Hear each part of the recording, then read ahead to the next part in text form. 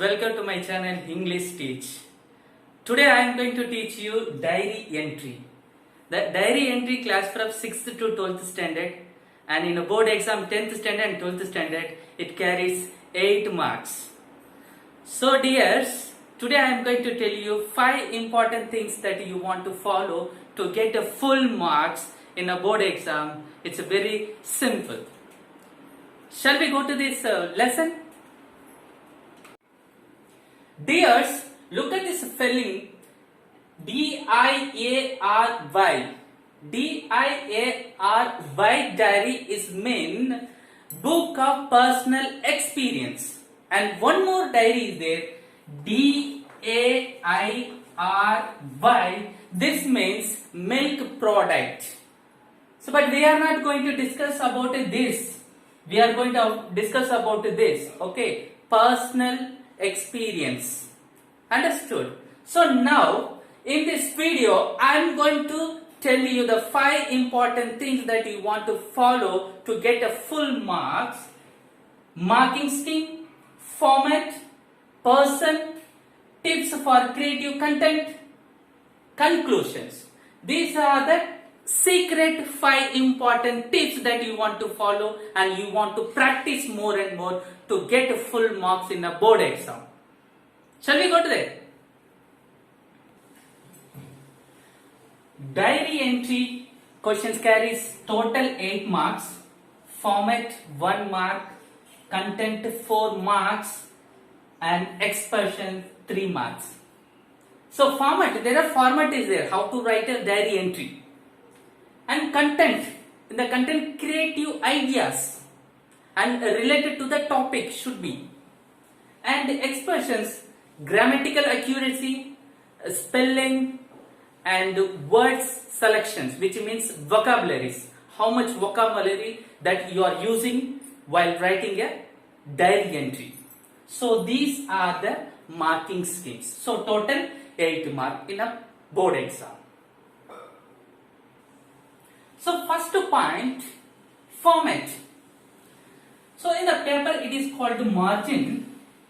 So this area called inside the margin and this area called outside the margin. Please students, don't forget to write the question number. Question number, and then you write it down here, diary entry. Diary entry heading, then you start to write down here diary entry answers. So first the format says, first you should have date. For example, 3 August 2020 and day Monday, then time. For example, I start to write a diary in the evening 8:30 p.m. So you can write it as you want, 8:30 p.m. So this should be on the top of left side, you have to write it down. This is the first format. And second, following time, you start with the headline. Headline is not mandatory, it is optional. But if you write headline, it looks good. Okay, you can write it on headline. So first, after the time, you leave one line. Then in the middle, you can write it on headline. Headline. Then after that, you can leave one line. Then you start dear diary. Dear diary. Because you are a person writing to diary or sharing your secrets and good or bad experience or feelings to diary, because secrets cannot be revealed to anyone, but you can reveal to diary because it's going to be nobody read. So this is what diary, and you can express your feeling to the diary, so that you can start with dear diary in the left side after following time. Then you start with first person, which means that I, because I am writing a diary, which means you are writing a diary, so that you start with I